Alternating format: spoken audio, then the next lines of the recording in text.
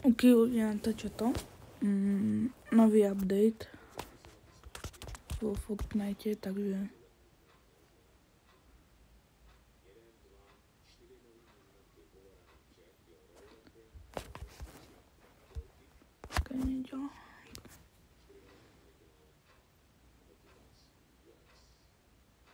No tak na live evente som nebol.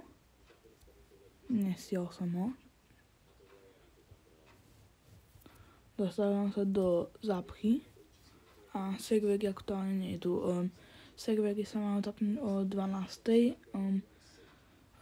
Sú liknuté betopasy, majú nám pridať na Baymax sa nám majú pridať takú Renegade Raideru fejkovú, skútku fejkového a ešte nejakú postavu.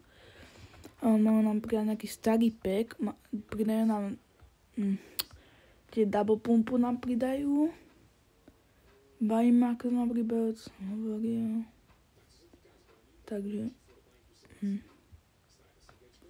a ešte sa nám vrátila staré SMGčko také, neviem. A RPGčko, ešte aj RPGčko sa nám pripája double pumpa, no. A to je asi všetko, čo sa nám ešte pridáva.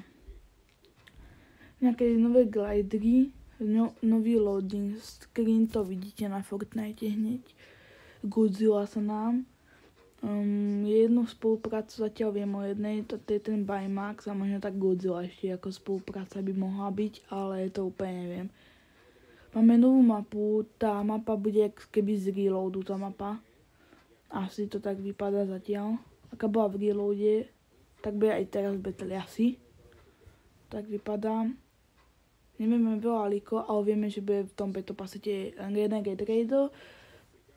Tak to bol môj kamarát. Renegade Raider a bude tam ešte Trooper a ešte ten Baymax mal by byť. A ešte nejaký jeden skin. A že vrajme, nie, to asi nebudú pridávať. Takže máme nám pridať nejaké animované skiny.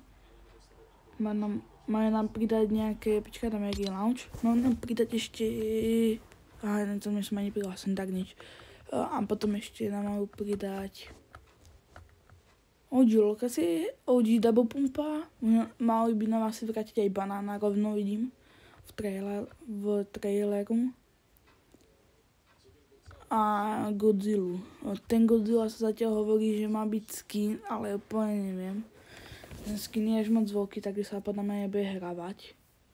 Ale viem 4 skiny, že budú v beta passu, to je Baymax, Renegade Raider a Trooper a ešte jeden skin, ale ten neviem, ako sa volá, ten som zabudol.